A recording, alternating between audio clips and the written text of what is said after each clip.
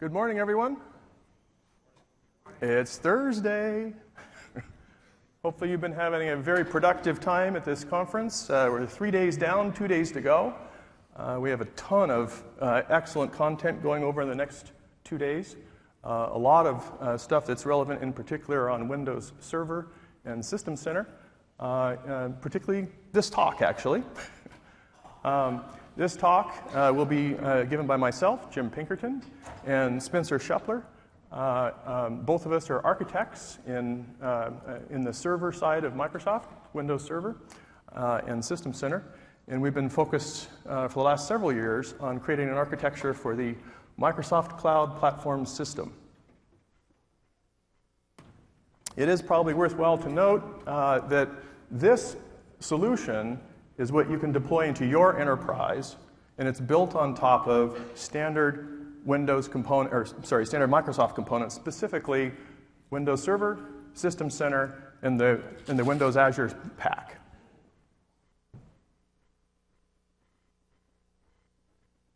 We'll be walking through quite a bit of stuff over the next hour or so. We're going to try to leave enough time at the end for questions.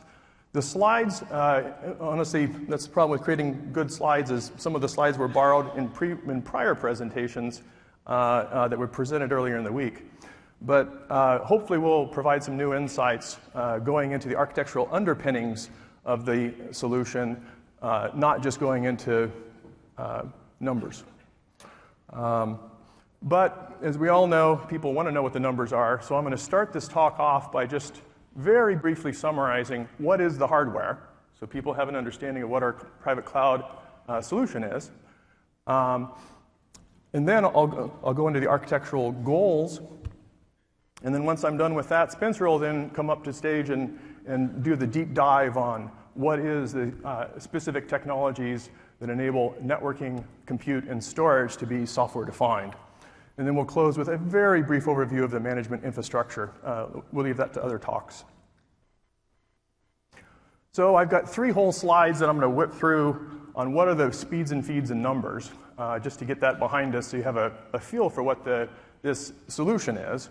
And then we'll get into the architectural goals of it. So first off, what we were trying to do was create an Azure consistent cloud in a box. What we wanted to be able to do was take the value that was being created by Azure and deliver it to our customers, enterprise and hosters, that wish to have that kind of highly scalable, highly manageable deployment.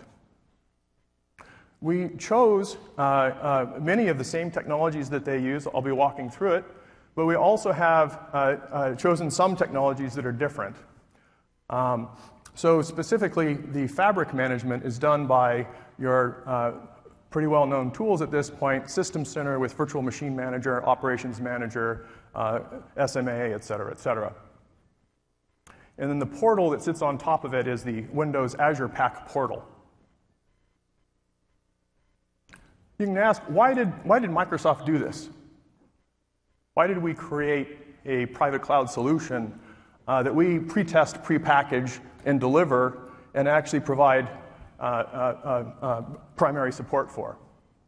The reason why we did it is we felt the complexity of putting this thing together and the value that could be created was significantly complex enough that no one in the industry was really nailing it. And so we spent the last roughly 3 years going through iterations to finally come to this product. To be able to look at all the different layers in the stack, all the different hardware components, et cetera, and be able to do that global trade-off of all the compromises you end up having to create when you create a system-level design. And so that was really what we wanted to do, is create a best-in-breed example of how the Microsoft stack scales for private cloud and how valuable and easy to deploy it can be. So this is a Microsoft-designed architecture that we then went out looking for a partner, and in the end, Dell became our valued partner in this program. And the hardware is based on Dell PowerEdge servers, Dell storage enclosures, JBOD enclosures, and Dell network switches. All of this is tightly integrated, tested at scale. The software stack, as I mentioned before, uses Windows Server, System Center, and the Windows Azure Pack. If you look at the stack, see if I can get the laser working here. The bottom, of course, we have all the hardware. And then sitting on top of the hardware, we have software-defined storage in Windows Server SMB3 and storage spaces. We have Hyper-V hosts for software-defined compute. And then for software-defined networking, we use Hyper-V network virtualization. So that defines the software-defined data center. And then on top of that, we have all of our management stack in System Center, which is backed by SQL Server. And then on top of that, we add the portal with a REST interface, as well as the service admin portal, both through a GUI, and programmatically you can control the stamp. So that gives you a little bit of an idea of the stack. And then, of course, honestly, one of the hardest things that we did was to have this completely integrated management experience. And so everything is tested, all the MOM packs, et cetera, are all tested at scale. And so we've taken service administration, patching, one of your biggest pain points is the feedback we've gotten, monitoring, backup, DR, automation, et cetera, is all part of this package. A single rack can scale to 2,000 VMs. We can scale to 4 racks, so a total of 8,000 VMs, and 1.1 petabytes of usable storage. This is not raw storage, this is usable.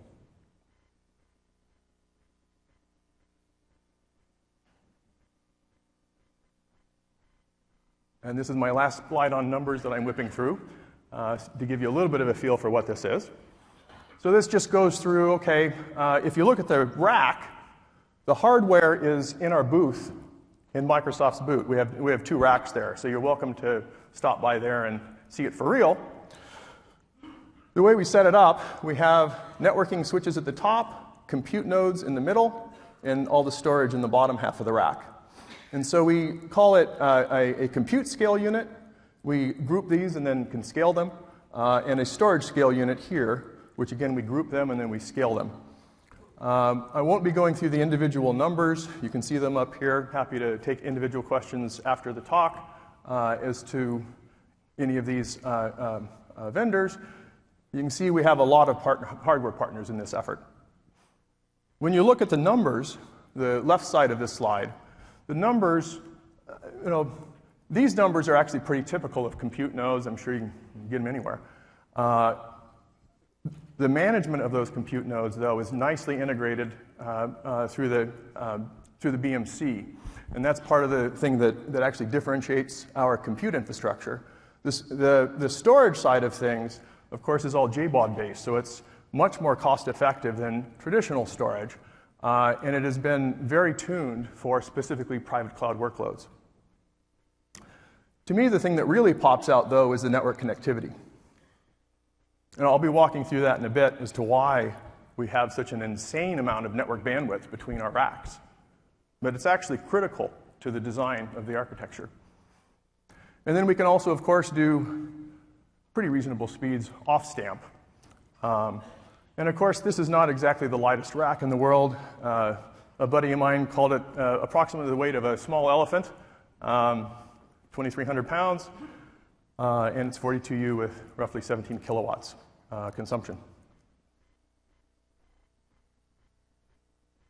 So you now have a feel for what is the CPS hardware. There was a talk, an overview talk on Tuesday that walked through it by Vijay Tiwari, which I would encourage you to look through. This talk is really more about going into the details of the architecture and why we did what. So when I said earlier that this is an Azure consistent cloud in a box, I wanted to walk you through a little bit of some of the learnings and the technologies that we've taken from Azure, our partners in crime. The most obvious one is we use the same hypervisor. But honestly, private cloud is so much more than just a hypervisor. The reality is we've been all working collectively for a decade to make software-defined compute work well. Really, the brave new world is when you create these solutions that combine not just software-defined compute, but software-defined storage and software-defined networking. And so then, as part of that, we learned from Azure that customers want not just a PaaS solution, but also an IaaS solution. They want to be able to deploy VMs into the infrastructure, creating multi-tier services, but when you look at where the world is going, a lot of the new applications are actually written in a PaaS model, platform as a service versus infrastructure as a service.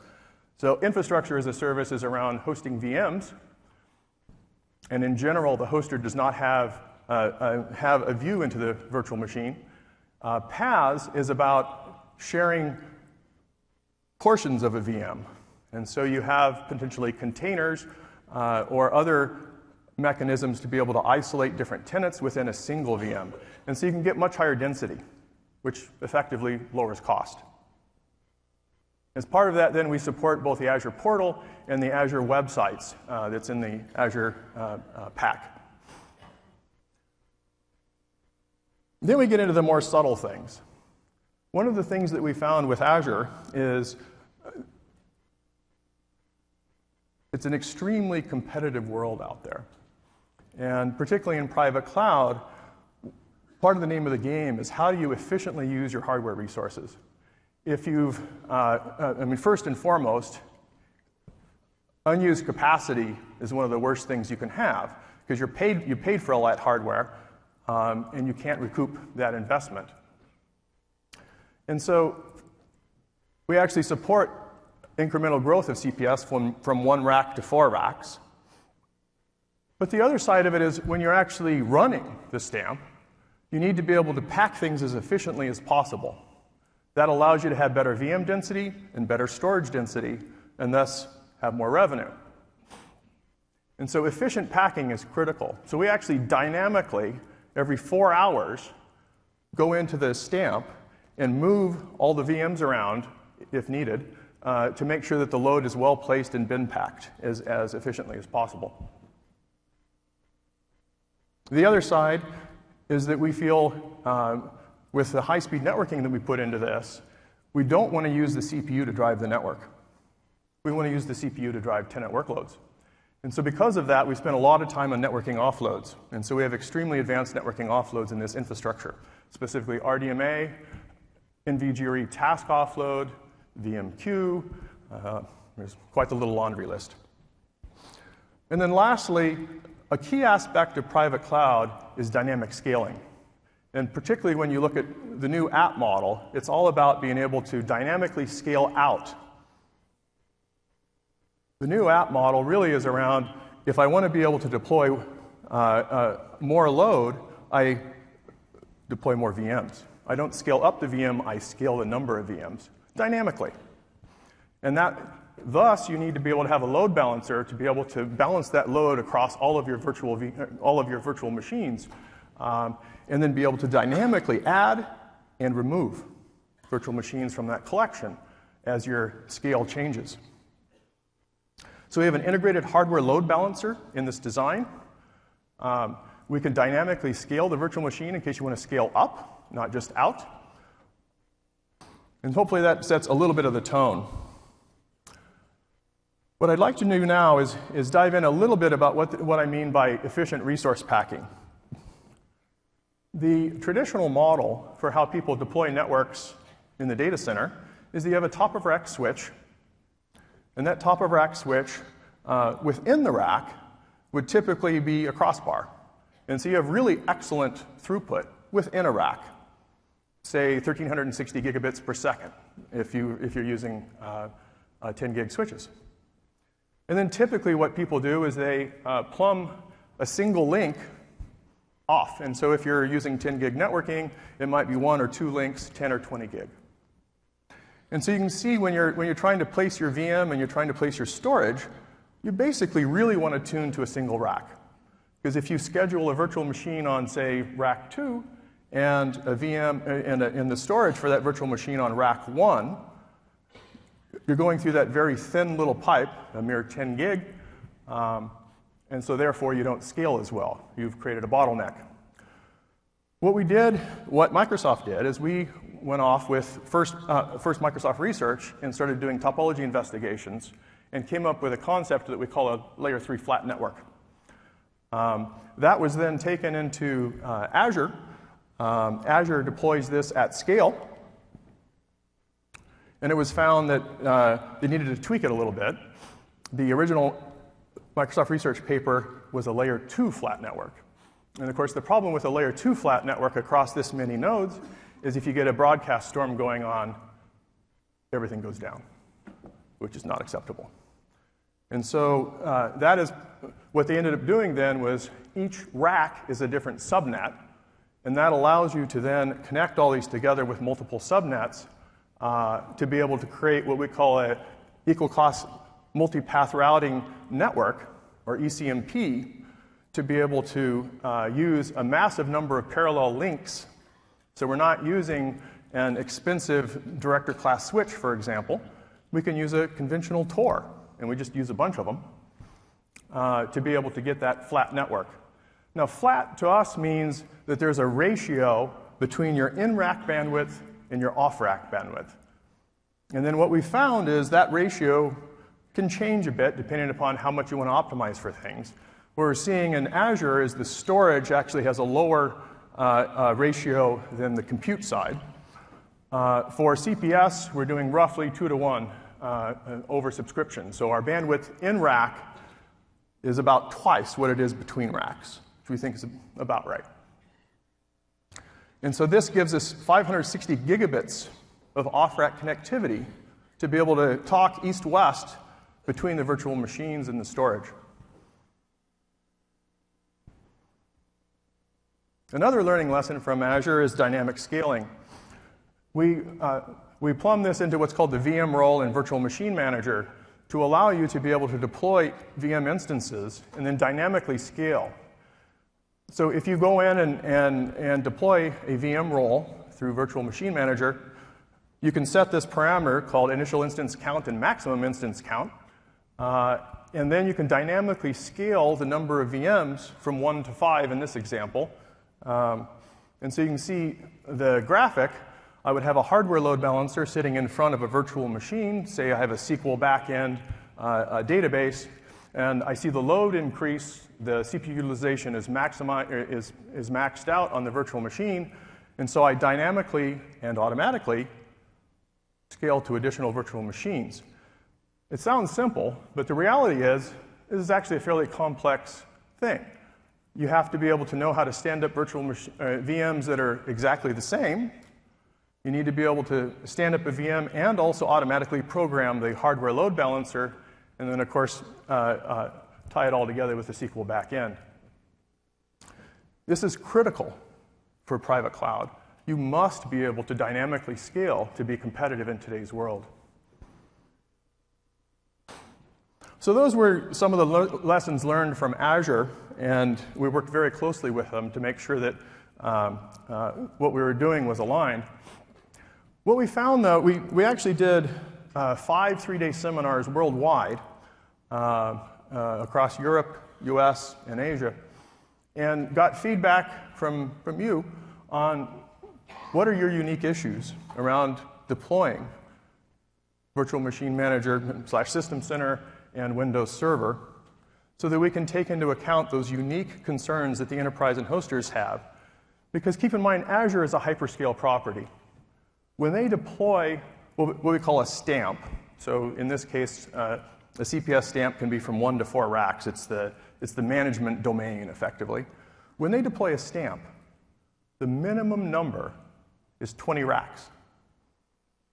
So the software that they have has been very optimized for very high scale. What we found in talking to customers is, one, very, very, very, very few people are actually interested in an initial deployment of that scale. Maybe someday they'll grow to that point, but that isn't where they are today. So what we needed to do was take the architecture that Azure has created and map it into something that would actually be effective in, say, a single rack deployment, so that we don't have to deploy 20 racks. That actually creates a little bit of a different design point. In Azure, what they do is they have rack-level fault tolerance. And so if an entire rack dies, well, you've got 19 other racks, and so it's pretty easy to migrate the load across that, right? If you've got one rack, and the rack dies, that's a bad thing, your entire service is down, obviously. And so what we decided to do was do the analysis on all the fault modes for essentially every hardware component, and then came up with a design philosophy of should that particular component be N+2 fault tolerant, meaning you can have two of those things die and everything is still running, or should it be N+1? And I'll be walking through those design choices in a second. The other is we found that because people wanted to deploy this smaller deployment and size is so critical, that they wanted a converged infrastructure. And so when you look at how Azure deploys, Azure actually has a different cluster for storage and a different cluster for compute. 20 racks for the storage, 10 to 20 racks for the compute. So the reality is it's actually more like 30 to 40 racks is the minimum initial deployment in Azure. The feedback we got from customers is we need that smaller initial config. And so in a single rack, we combine all the storage, compute, and networking to create a complete private cloud. As part of that, we had a fairly entertaining time analyzing faults. We also used data from Azure in terms of the hardware faults that they were seeing, so we can have a bit more of an informed decision as to how we do these trade-offs. So what I'm showing here is your kind of conventional, I have a bunch of compute servers, I have a storage server, and I have JBODs in the back. This is how CPS is architected. We have what we call disaggregated storage. So the compute is here going to file servers, and on the back end, the JBODs. And so what we found in doing the analysis is the single, actually, anybody want to make a bet as to what is the single most likely component to fail in the data center? Shout it out. Over it. Power supply? Nope. Hard drives. The single most likely reason to ship a person into the data center. And so because of that, what we said is we needed N+2 fault tolerance on the disks.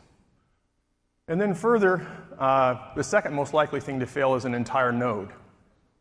And so we needed N+2 fault tolerance both on the file servers as well as on the compute servers.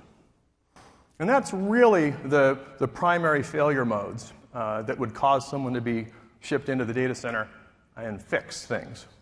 And so there are clearly other things that can fail. We have a SAS network. We are using two links. I highlighted the two links that can get to a disk. And so if one of those links fail, we will automatically fail over. One of the things that's also interesting to note in terms of our architectural design philosophy is we, in general, don't like active-passive. The problem with active-passive fault tolerance is that you don't know if the passive link is up. And so when that failure occurs, how can you be sure that that backup is really there? Whereas if you're active-active and you manage the load so that it isn't filling the pipe more than 50%, then you can have that failure, and we'll transparently fail over to make it so that the load stays up. And so because of that, we actually support, sorry, I'm going from the bottom up. So there's the network switch issue, and then there's also the JBOD issue. The entire JBOD can fail, for instance, because the power supply fails. And so we have enclosure awareness in CPS to ensure that even that worst case where an entire JBOD goes out, we're still up and fully running. And then on the networking side, we can have a single interface die. We can have a switch die. And so all of these different components have different ways of failing. And so it's been a very interesting journey to go through the storage stack in gory detail and ensure that, for example, we're testing all of this. So what we've done is created a chaos monkey, effectively, if people know what that term means. Essentially, it's a bunch of software that goes in, puts the system under full load, and then starts killing everything at random. And so every single one of those red X's are tested on almost a daily basis. Okay? It's really critical for us that fault tolerance and that always up mindset is part of the value statement of CPS. On the converged infrastructure side, as I talked about previously, we have storage, networking, and compute all in the same, what I call a stamp. and then, of course, integrated management. And so when you look at how we divide up that rack, as I mentioned previously, we have the storage scale unit, we have the compute scale unit, and we have the network scale unit. And then we start with a single rack. So the compute scale unit is a hardware concept. It's really how do we manage hardware domains effectively, failure domains.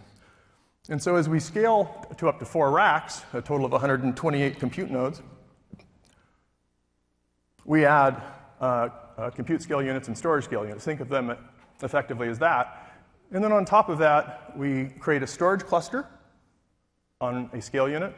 We create a management cluster that can independently fail from the other nodes in the compute scale unit. And that is what houses all of your fabric management virtual machines, such as virtual machine manager, operations manager, et cetera.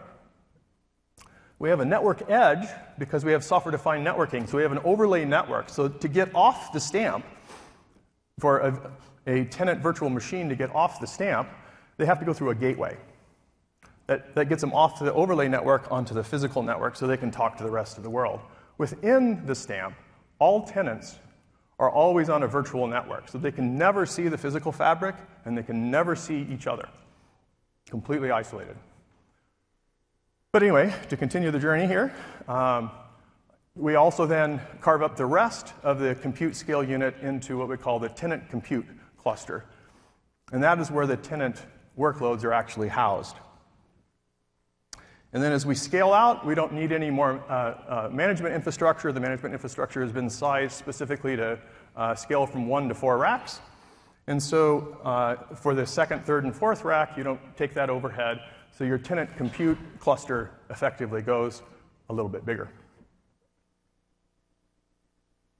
So that hopefully gives you some of this is a bit of a whirlwind tour at the high level. The other thing I'd like to leave you with, though, is we really do have some pretty impressive performance. It's been a journey. We started without offloads. And you can see, for us, we have dual 10 gig NICs. And so theoretically, we should be able to get 20 gigs, minus protocol overhead, so it's really probably 18 or 19 gigs.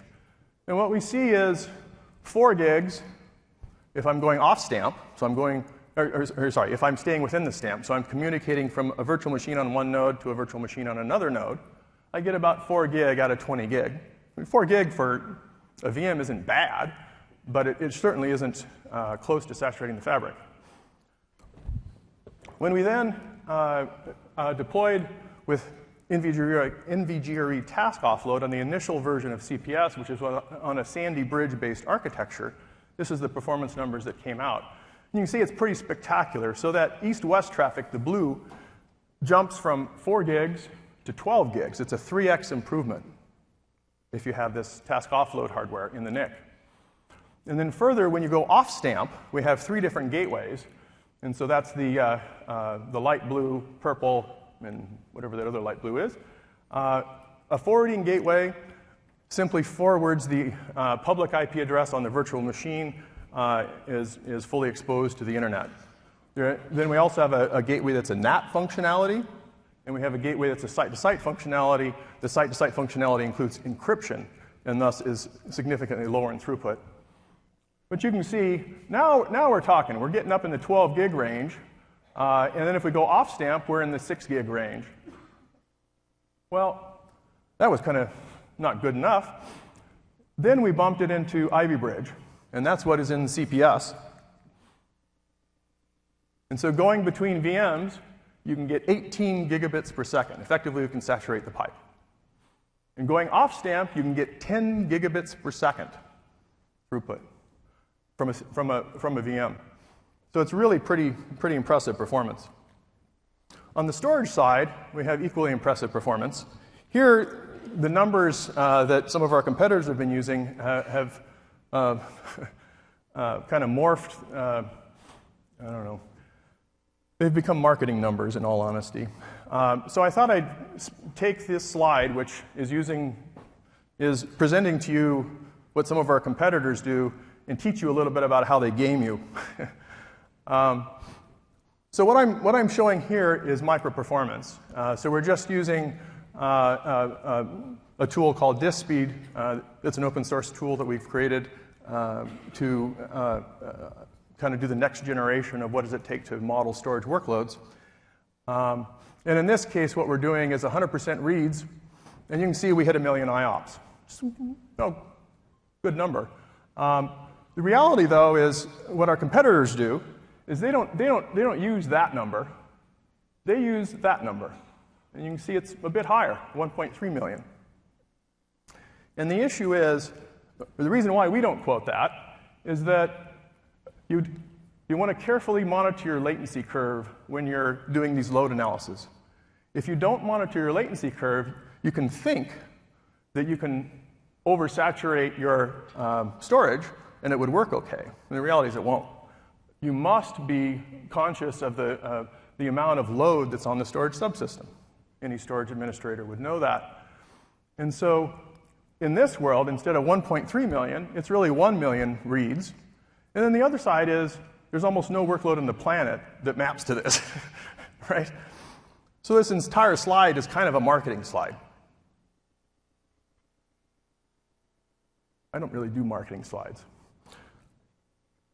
But just to land it a little bit, this workload is 112 VMs, all actively nailing storage.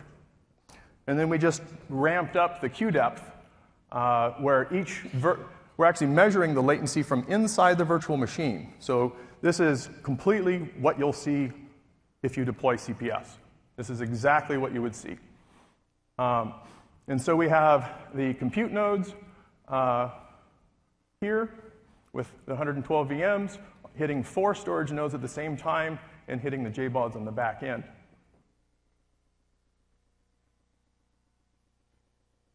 So now let me show you something that's a little more real.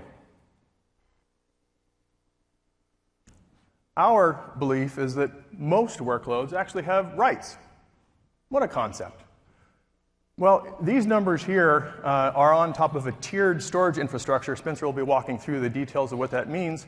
But what we're seeing here is that it's actually the write performance. If you look at latency, remember how to tell if something is saturated is you look at the latency curve. If the latency goes nonlinear, then you're saturated.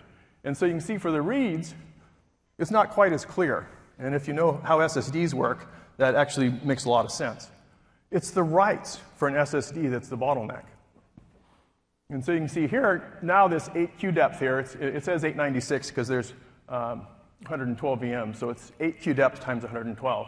But in any case, now you can see why I'm saying a queue depth of 8 is saturation. When you look at the IOPS side of things, it goes down to about 320,000 IOPS. Okay, because just putting a few writes in, this is a 70-30 mix, which we think is pretty typical, certainly typical of OLTP transactions. And so anyway, that helps ground a bit in terms of the difference between the marketing numbers that some of our competitors have been using and what we're trying to do here, give you very realistic expectations of what you can actually do. Now, there is one minor caveat here.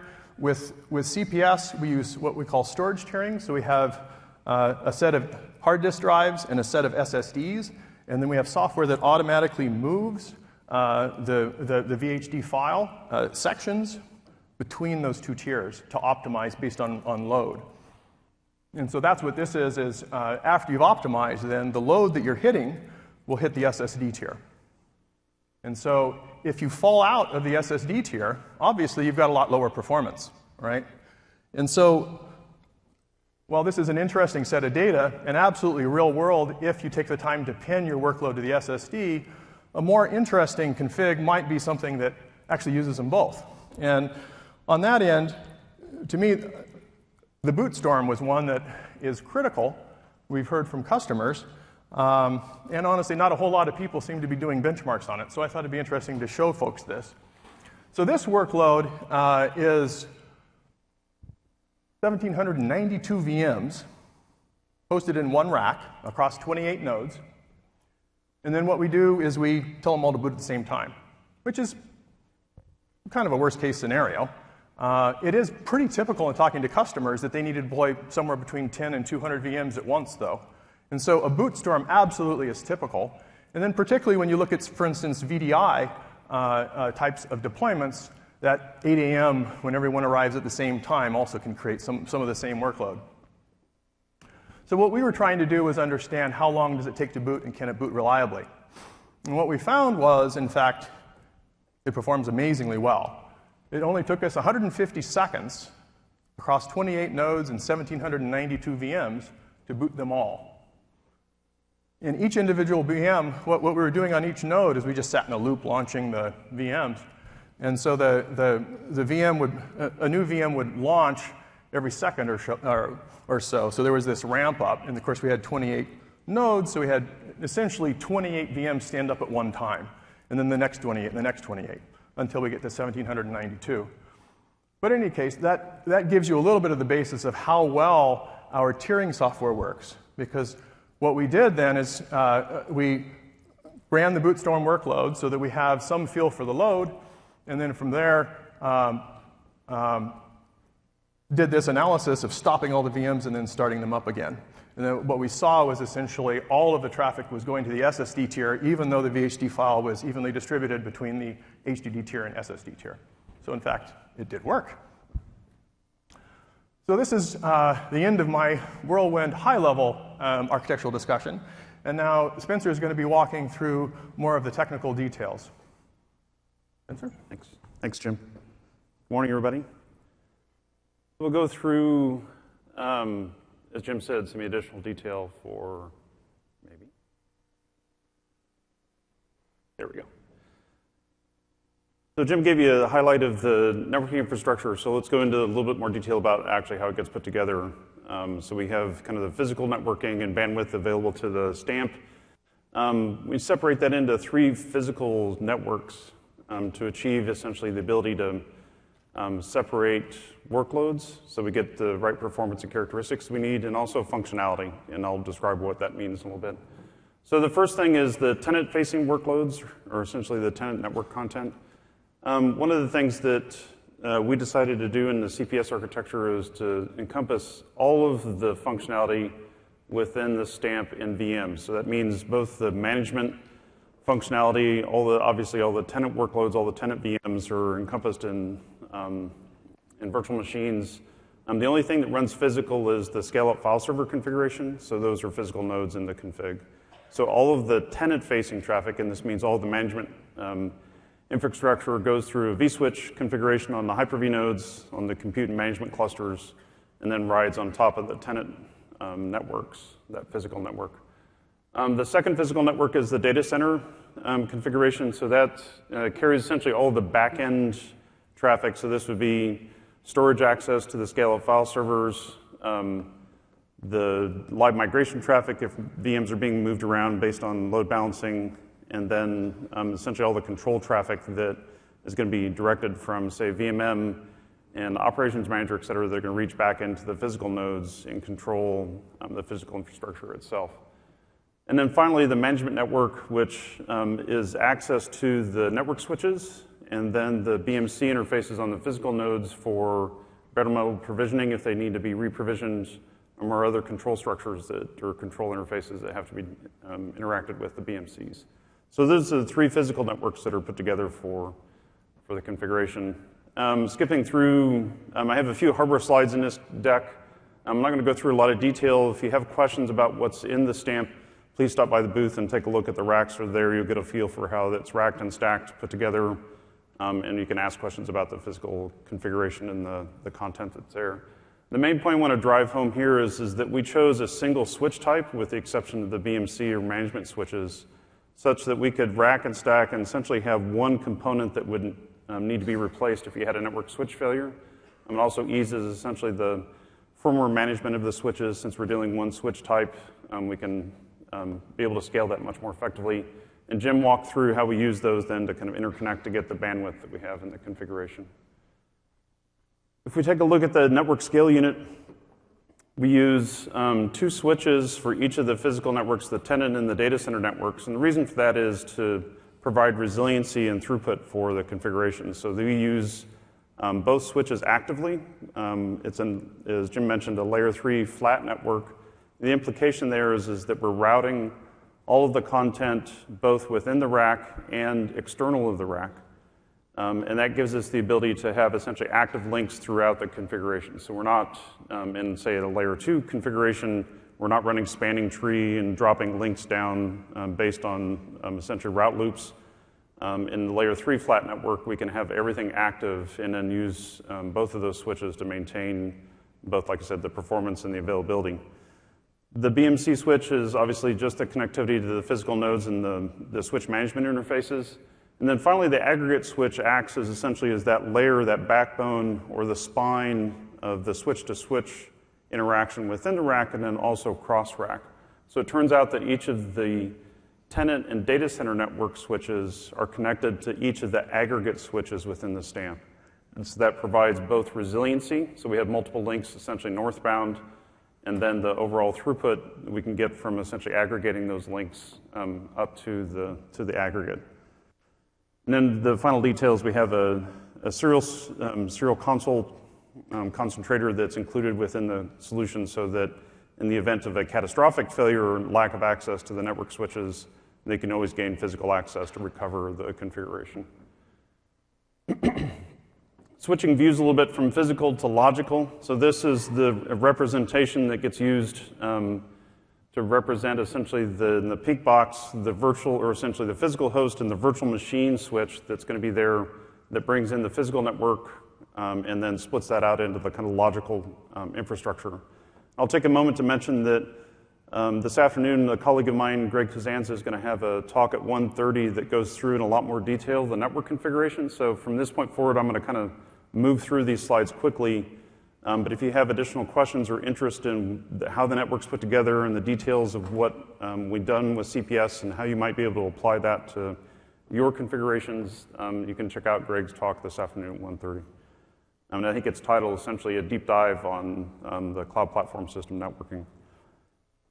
So the point here is that we're bringing both interfaces from the tenant into the Mellanox network adapter. What that gives us is the NVGRE task offload that Jim mentioned. And then on the data center side, we use the Chelsio adapters for the RDMA capability and essentially that layer 3 routing capability as well. So we're using the iWarp RDMA offloads to get the performance and the scale that we need for the stamp. The virtual switch then controls, obviously, QoS, network virtualization stack, but also importantly, the ACL infrastructure so that we can separate traffic since we're converging the network both from an infrastructure standpoint and from the tenant workloads, essentially external internet traffic potentially. That means that we have to be careful about separating and providing the right level of security within the system so that we don't intermix network traffic at the individual nodes. The storage units, or essentially the storage scale-up file servers, have physical connectivity to all the interfaces, but only the Chelsio adapters are used. So again, the the scale-up file servers run physically. There's no VMs that run on the scale file servers. So even though we have the physical connectivity just for essentially future-proofing the solution, we only use the Chelsio adapters in the current configuration. So if we move one step further into the logical separation, we have quite a bit of functionality as the summary slide pointed out for the physical tenant and data center networks. And we separate that into a set of logical networks so that we can rationalize how to handle routing within the stamp itself, but also external, and also then set up the ACL infrastructure so that we can separate traffic physically at both the vSwitch and the physical switches within the configuration. So for example, the BMC management interface, or that subnet that's going to be routable within the stamp, provides access to the BMC interfaces on the physical nodes, and as we all know, those are not very secure. They have very limited security infrastructure.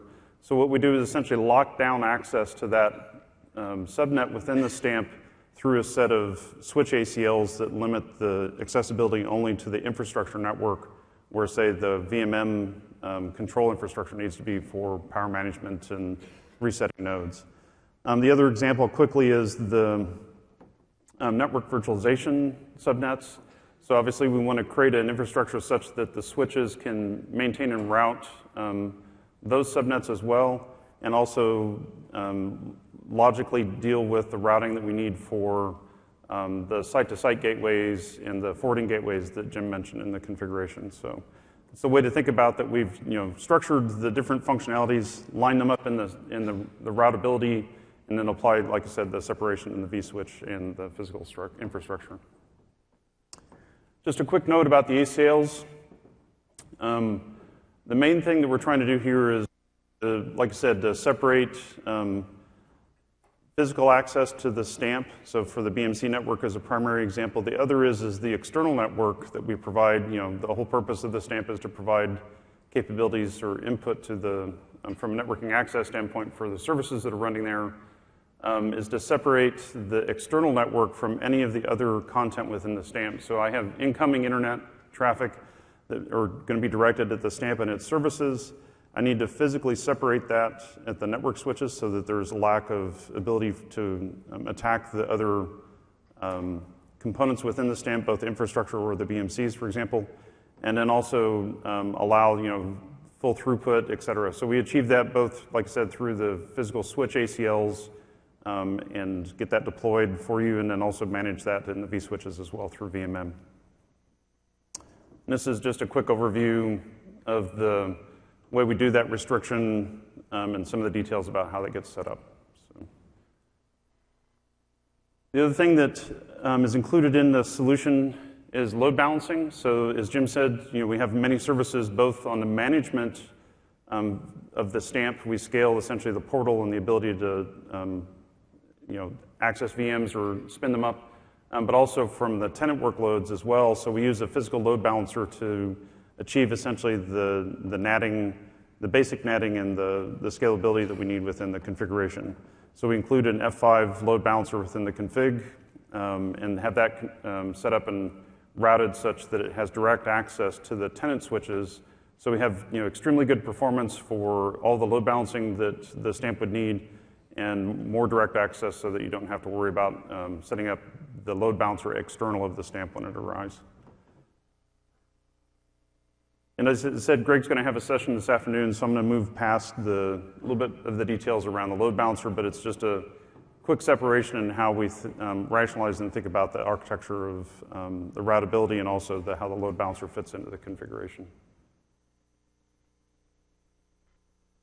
So just briefly about the compute.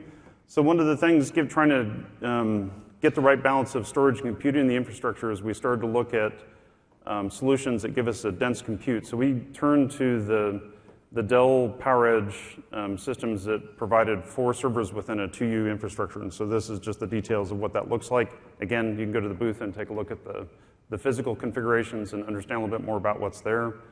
But that gives us the right balance of compute and storage in the stamp, the ability to get to the point where we have 32 nodes within the configuration and can utilize that effectively with the storage that we have in the SSDs and the performance. So this gives you a little bit better view of essentially another view of the connectivity on a physical compute node.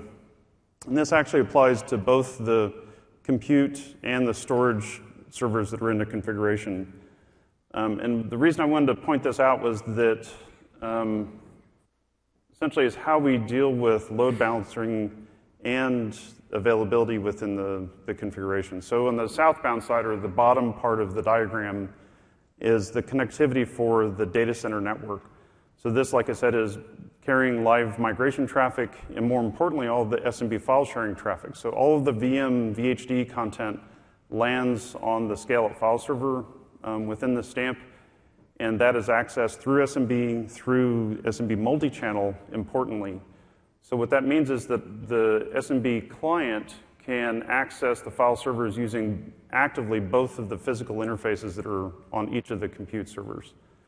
And that provides both scalability, so we can actively use both interfaces, get 20 gigabits of throughput from a single client, and then also deal with network failures that may occur within the infrastructure. So I can have a failure, as Jim walked through, of a single interface or a switch and still maintain access to the scale-out file server. And we achieve that by standing up multiple TCP connections within SMB and have the ability to move traffic between those dynamically such that if we lose access or lose responsiveness on one of those TCP interfaces, then we move it over to the others that are available within the configuration. And so that gives us the ability to have a very simple physical infrastructure. As examples here is that there's really no connectivity between that first level set of switches for the SMB traffic, and we're able to get the resiliency that we need within the configuration. Unfortunately, the same is not true for the top part of this diagram, which is carrying the tenant workload in the configuration. If you noted in previous slides, there was mention of using LBFO or LAG or link aggregate groups, or essentially taking those two physical interfaces and combining them into one logical interface that gets used underneath the Hyper-V's vSwitch. That way, the upper-level VMs don't have to have knowledge of the fact that they technically have multiple physical interfaces that we're writing underneath them. And so that simplifies the implementation for the Hyper-V client and all the applications and services that are running above it. Unlike the SMB interfaces where we actually control that in Windows and can implement to the physical infrastructure, we have to rely on essentially the switches above the compute nodes to actually provide the resiliency in the configuration. So we use a chassis stacking, essentially multi-chassis link aggregate group capability within the switches, and that's kind of an industry standard. Everybody implements it a little bit differently, but the idea is that the switches are involved with shunting traffic from one side to the other in case there's a link failure on the downstream link to the physical compute node. So if I lose one of the links on the tenant-facing part of the network, the Hyper-V client through LBFO will fail over to the other link, continue to shunt traffic up to the switch. And the switches for downstream traffic that are going to be coming southbound, they will actually move traffic from one switch to another based on what they see as the physical link access for the configuration. So it provides the resiliency in the config. And then as we move from that first set of switches to the aggregate layer, then if the switches fail intermediately, then the aggregate switches through, as Jim mentioned, the equal cost multipath routing, they will actually notice that the links have failed and will push traffic to the remaining links within the configuration. So if I have an aggregate switch fail up above that's essentially 2 steps away from the physical nodes, then the traffic still moves throughout the stamp and we still maintain accessibility through the configuration. So like I said, that we achieve that very quickly by using the layer 3 routing instead of using a layer 2 kind of traditional spanning tree, so we can adapt very quickly to those failures if they occur. And this includes simple things like if I'm doing switch upgrades and have to reboot a switch because of software load, I can do that and be ensure that I'm not going to disrupt traffic or workloads within the stamp and maintain access within the configuration. I'm going to move past this one and finish up with a discussion about the storage configuration. So we've been talking about the scale-out file server and the config and the fact that we have a resilient, essentially M+2 configuration. So that means I can lose almost 2 components for everything except for the JBODs. I can lose 2 disks, 2 servers, and maintain access to my data and keep my workloads running within the stamp. Here's the hardware that we use for it. We're using dense JBODs. There's 4 of them in the configuration. There's 4 file servers. And I'll go over the SAS configuration that allows us to accomplish that in a moment. Let's move past this one. So what we do with that infrastructure then is we configure 3 different storage spaces pools. And if you're not familiar with the storage spaces details, there was a session, I believe yesterday, that went through essentially some of the sizing and how spaces gets configured and what the best practices are there, and you can find that session to get a little bit more detail about what we're doing here.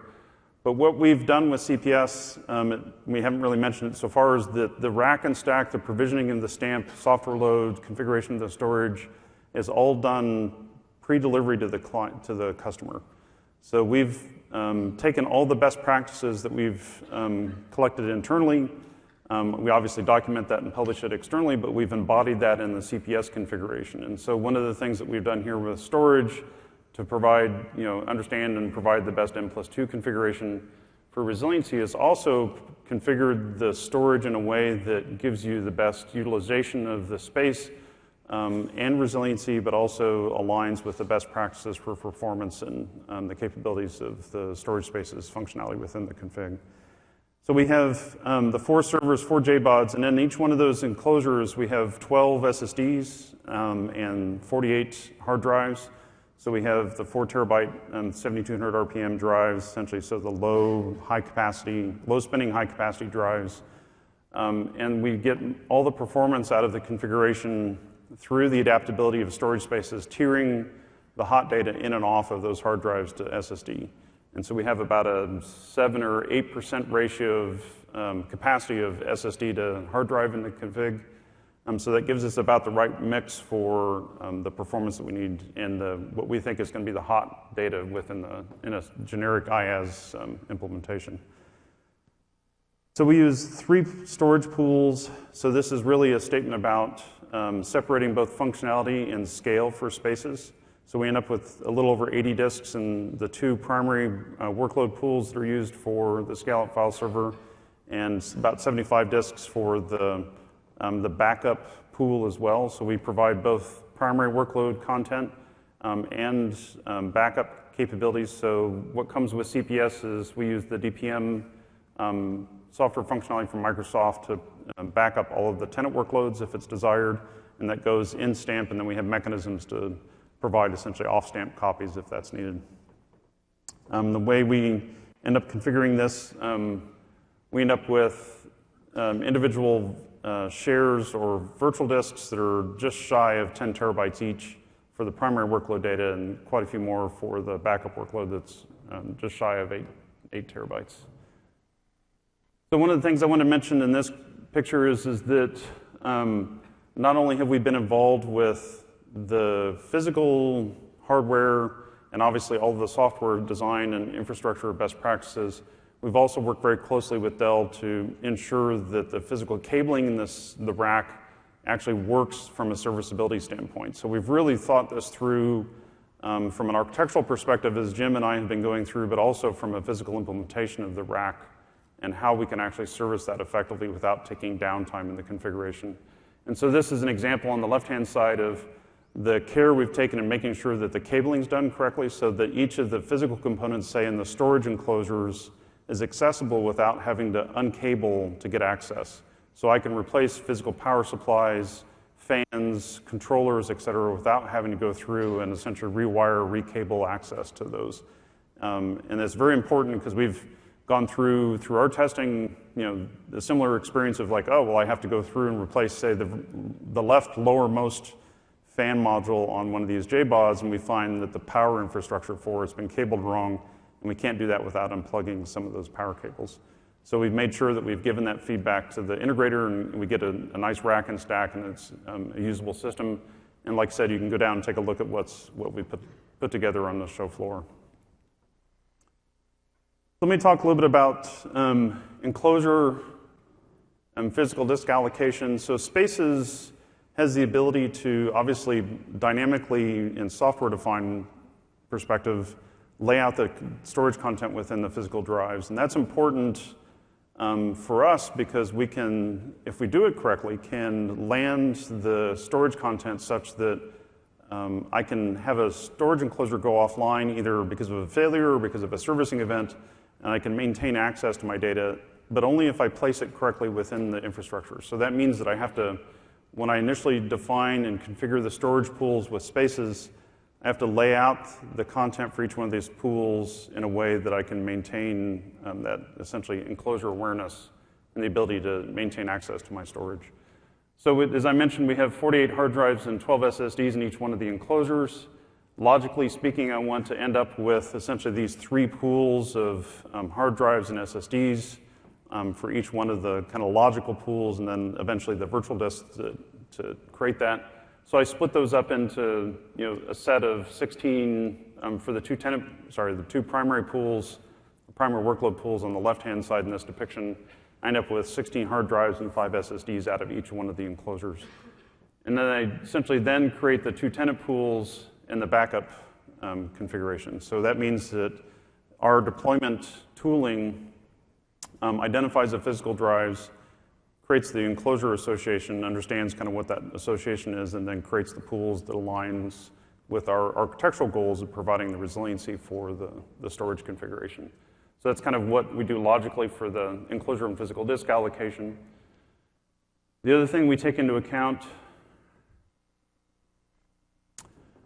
is what's the best allocation of space on the physical drives so that we can essentially start automatically rebuilding the virtual disk content in the event of a storage device failure. So if I have a failure of a hard drive or an SSD, I can set up spaces to go ahead and automatically start a rebuild when that failure occurs. And so that means that we have to go through and set things like the enclosure awareness. We want to make sure that we create a virtual disk and set up the pools for enclosure awareness.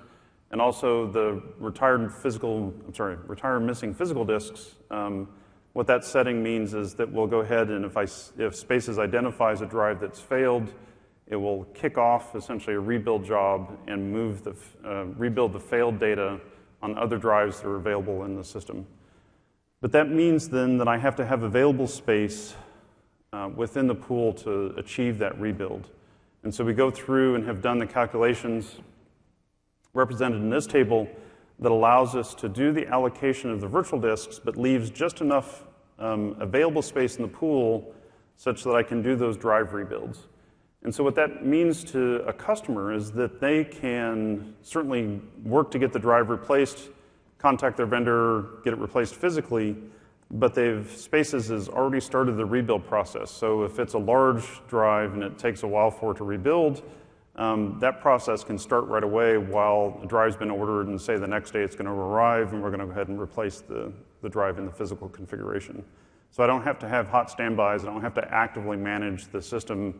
That'll work for me, and then the way we have the alerting and eventing set up in the operations manager, you'll see those disk failures and can respond to those and get things ordered and replaced.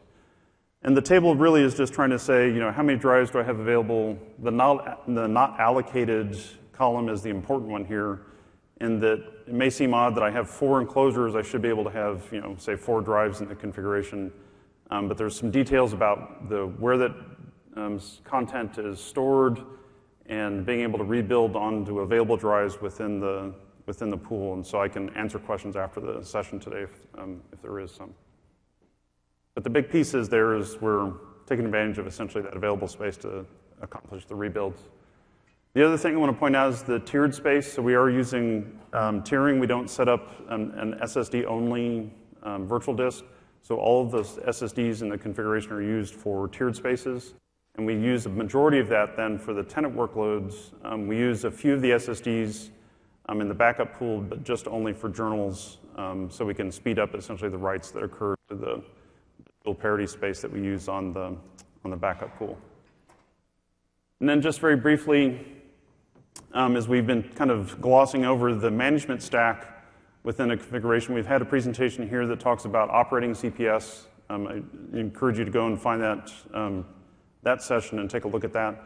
But the idea here is that we have all of the basic components configured specifically to the CPS configuration and best practices again. So we have VMM, obviously the Windows Azure Pack portal is integrated as a primary component. DPM for backup, ASR so that you can do Azure Site Recovery stamp to stamp. So if you have 2 stamps, we can coordinate essentially the disaster recovery between the 2, so we can shift or copy data between them for the VM disaster recovery. Patch and updating is included, so we orchestrate all of the patch and updates within the stamp. So again, achieving no downtime for any of the workloads within the configuration. And we can essentially deliver those patches and deploy them effectively. And then Operations Manager for all of the analysis of the stamp, what's going on. We've built a special Spaces management pack that was just released, I think, a couple of weeks ago, pushed out to the public. That's included in the CPS configuration. So we have full eventing through Spaces for all the storage enclosures and the disks in the config. And then the SMA for all the automation work as well. So those are all integrated in the management cluster and provided to manage the overall stamp in the CPS configuration. Let's go through just do a quick summary, and then one of the other things we wanted to mention is that our team is, we've obviously built CPS. Take a look at the survey here. We're looking at future versions, trying to understand what our customers need. So we'd be happy to get feedback, and you can do that through the survey that's listed here. You'll find that in the slides later. And then, obviously, the other notes that come up. So we've got about 10 minutes. If there are questions, Jim and I can take those now about the session. If we don't finish questions, or if we don't want to ask now, please come by the booth. There's several people there that'll be able to help out with any questions about CPS and the architecture that we've built. So, the question here. If you have an existing system center deployment, how is this integrating into that current management stack? Basically, each CPS stamp is an independent management domain. And so we don't allow a virtual machine manager, et cetera, to manage more than one stamp at this time. Yeah. What is the latency or the differential between the time data is recognized as hot data and moved to the SS tier? I get that question a lot. It's tiering, but how good's the tiering? How quickly does it move there? There's other storage vendors who say, well, if you're doing tiering, you're really behind the boat. And so just kind of elaborate on how quickly that happens and the mechanism behind that. Sure. Right. So the Spaces tiering is a scheduled task. So we go through and it analyzes data access, and then we'll go through and move content between the SSDs and hard drives. By default, it's on a daily basis, but we allow for, if there's a need to tier more quickly, then we'll allow that those scheduled jobs to be scheduled closer together. So we can shift to the workload, but we can't really do essentially, every 30 minutes would be too much for the workloads. And also, if you really have workloads that are shifting a lot, then it really doesn't make sense to do more frequent movement. Really probably makes sense to land the storage content in the right shares or virtual disks, and you can do that through storage migration and to let those essential workloads move up into the SSDs and be accessed directly through there. Over here? Will you offer a migration path to Azure Stack? Sorry, the migration path to Azure Stack? To Azure Stack. We're architects, so I'm going to let Vijay Tiwari answer that. You have a mic there. That's a great question. So, a couple of things. Azure Stack is actually is a very different architecture from what Windows Azure Pack is, right? So there isn't going to be an in-place upgrade story from Windows Azure Pack to Azure Stack. And that's not a CPS-specific story. That's in general what's happening between Azure Pack and Azure Stack. The second thing to recognize is that Azure Stack is actually a SKU. It is not just a portal. It actually contains the portal technologies, the operating system technologies, and the appropriate system center technologies, right? So there's a business consideration when moving from Windows Azure Pack to Windows Azure Stack as well. So as Azure Stack matures, right, it's going to go out in preview by the end of this calendar year, and RTM along with the 2016 wave of products. We're going to figure out how to enable customers to move from Windows Azure Pack to Azure Stack. What I can tell you for sure is that it won't be an in-place upgrade. You can't just, start setup.exe and do an in-place upgrade. And, there are fundamental reasons for that. As an example, the Azure Stack uses REFS, not NTFS. So we can't just do an in-place upgrade.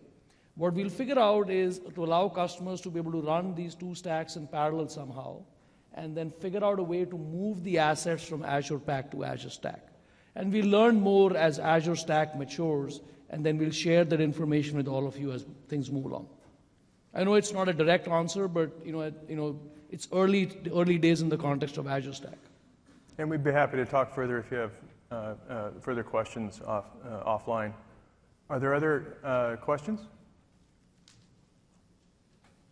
All right. Thank you very much for your time.